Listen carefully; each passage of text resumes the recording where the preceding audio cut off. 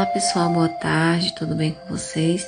Damos início hoje à nossa primeira aula de História, no livro de vocês na página 70, onde iremos conversar um pouco sobre Mesopotâmia, tá certo? A Mesopotâmia é uma região do Oriente Médio, certo? Ela é considerada o berço da civilização. Por quê? Porque é lá, na Mesopotâmia, que a gente vai ter uma das primeiras civilizações organizadas da história. Essas pessoas que viviam na Mesopotâmia começaram a formar uma sociedade, isso por volta de 8.000 anos antes de Cristo, que é exatamente quando o homem se sedentarizou, ou seja, ele se fixou em um único lugar e plantava e colhia o bem de consumo, que era principalmente raízes e frutos, e também começou a domesticar os animais para o seu próprio consumo também.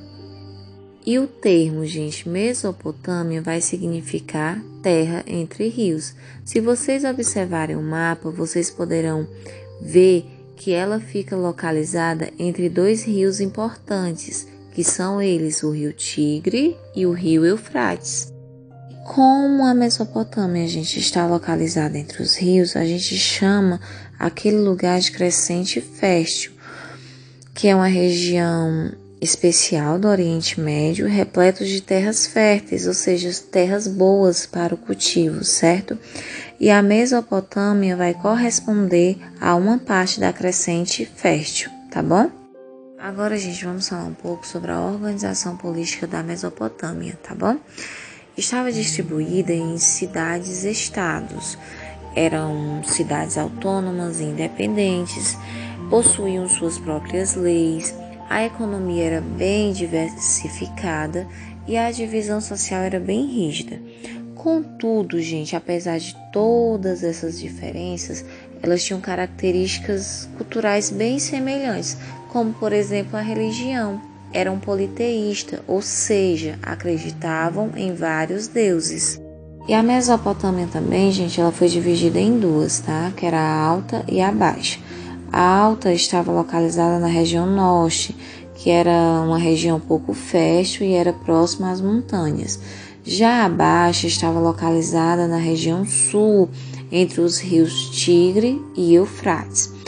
E uma pequena observação é que aquele povo que morava ali perto da Baixa Mesopotâmia, eles sofriam muito com enchentes, tá? Já que eles moravam perto dos rios. A história da Mesopotâmia, gente, pode ser dividida em 5 fases distintas, de acordo com os povos que fundaram civilizações e que estabeleceram seu domínio na região de forma centralizada, tá ok?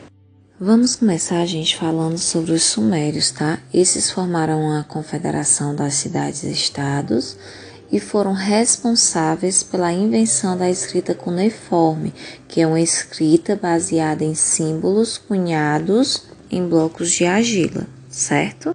Agora vamos falar um pouco sobre os povos acádios ou acadianos, como também eram conhecidos. Esses eram povos nômades, gente, vindo da Síria, e eles buscavam locais que tivessem condições adequadas de vida, como, por exemplo, ter terra férteis, né? Porém, por volta do ano de 2000 a.C., o Império Acadiano perdeu a hegemonia das cidades-estado e foi exatamente quando teve início a fase conhecida como o Primeiro Império Babilônio, certo? Nós temos aí, gente, os amoritas, tá? Que depois passaram a ser chamados de babilônios.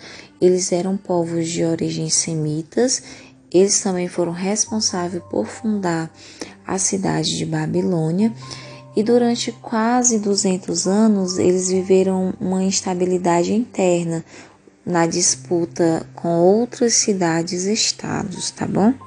Vamos falar aí agora, gente, dos assírios, tá? Esses eram ótimos caçadores, porém a conduta político-militar deles era muito temida, visto que o tratamento dado aos povos derrotados em guerra era impiedoso.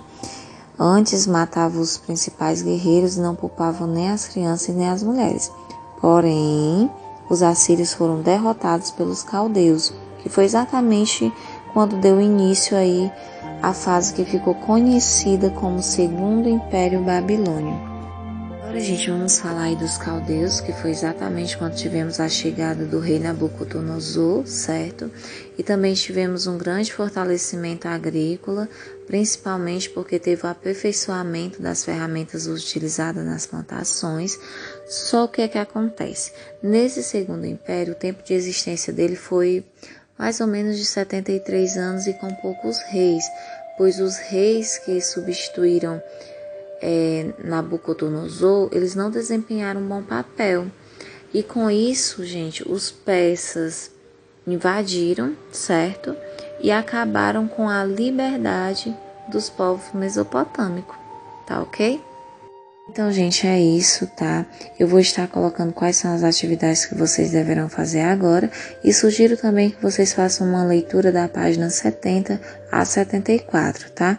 Para que vocês possam fixar melhor esse conteúdo. E em seguida, a tia voltará com a correção. Porém, em casos de dúvidas, vocês podem estar me chamando, tá bom?